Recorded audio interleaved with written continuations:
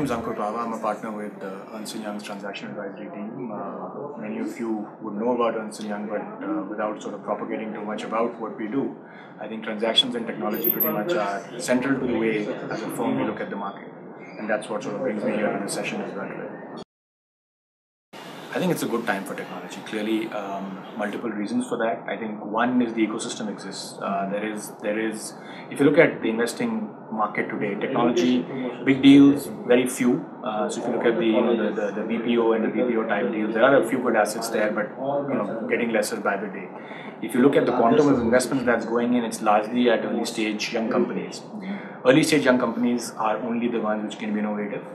Two factors there. One, either a differentiated business model, or if they're looking at services as a model, then the services have to be differentiated. So innovation is central to it, and technology, I guess, one way or the other is at the forefront of any sort of innovation that we're seeing. So if you look at the investment that is happening, a large part of investing is coming in technology and young companies. The ecosystem exists; it's phenomenal, and we've seen the value of the ecosystem. In many ways, some of the companies, if you look at deals by the day today, there's a 10 million plus deal which I believe Sequoia Capital run in a company called iCreate. Fantastic model, great growth. And again an early stage investment that IDG made about 4 years back.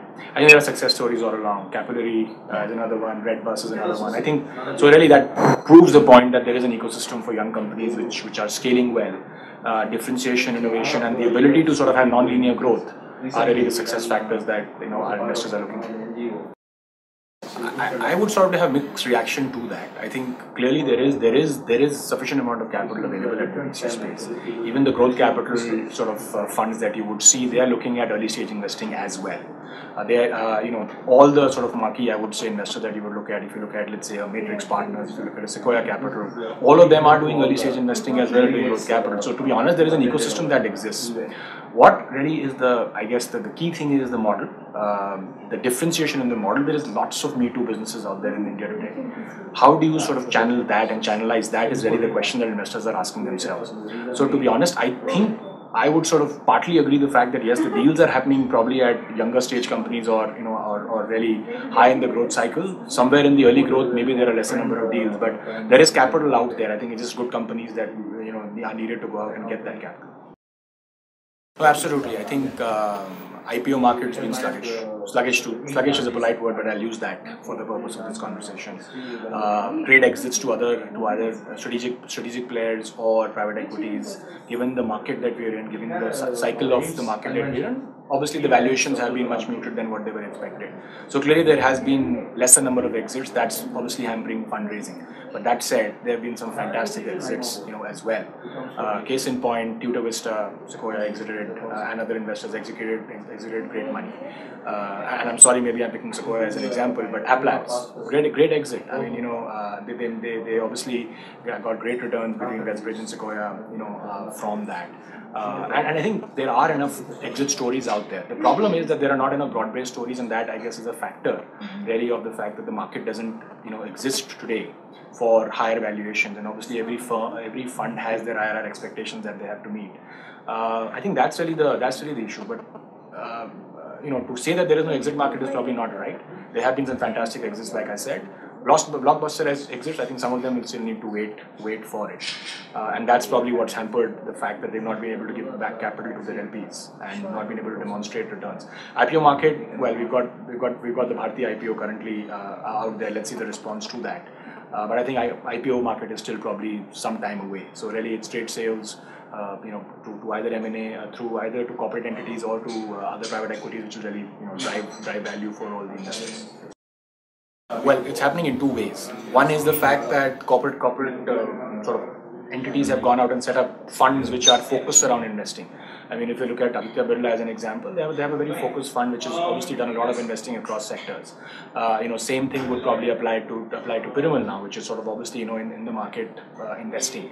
I think innovation is central, and everyone realizes the fact that it is not possible for them to grow historically the way they have. Markets are sort of difficult. in India as well as globally, and innovation has to be the key.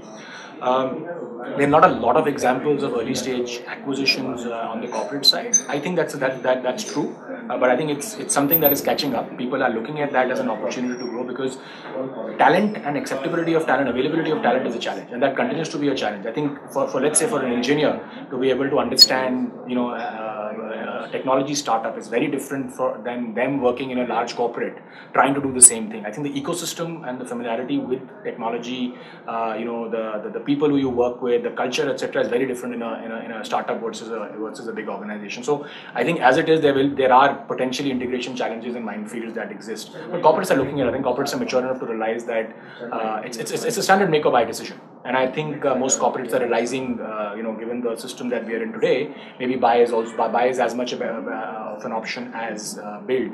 Challenge again is the fact that what's the certainty of it being able to be built out?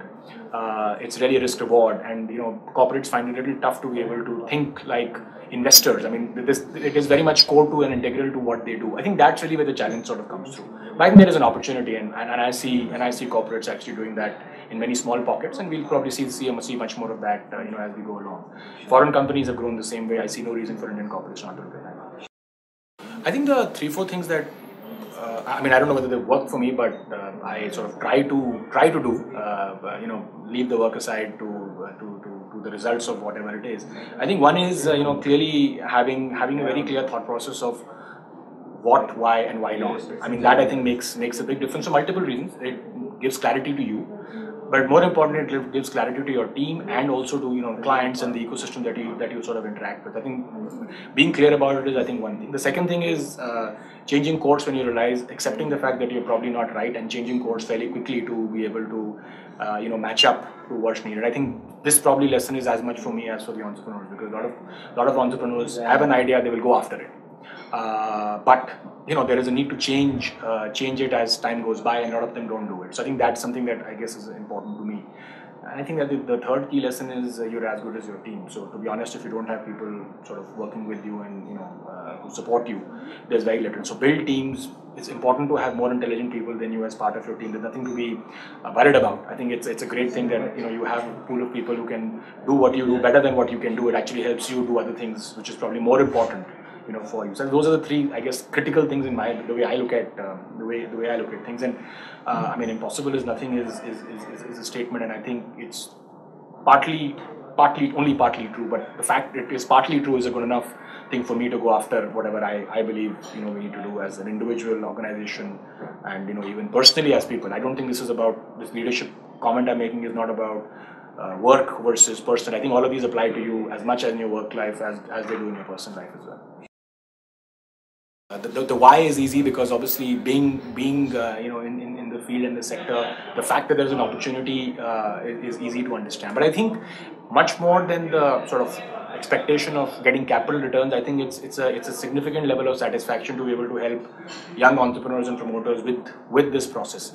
I don't think this is about an IRR or a return or anything else. It's about productively being able to help share your experiences with some of the younger companies.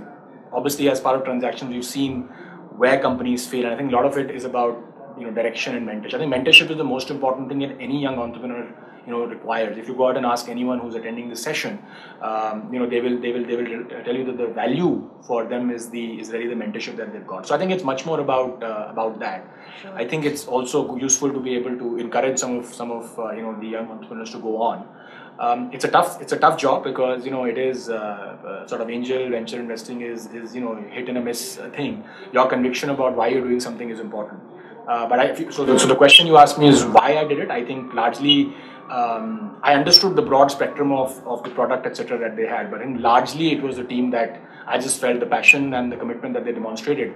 They will find a way around it, even if their initial efforts fail. They had the ability to continue to reinvent themselves, and that's exactly what I'm seeing with some of the companies that I'm involved in. So I think it's an ecosystem that I'm proud to be part of, and I just hope I can add value in whatever small way that I can.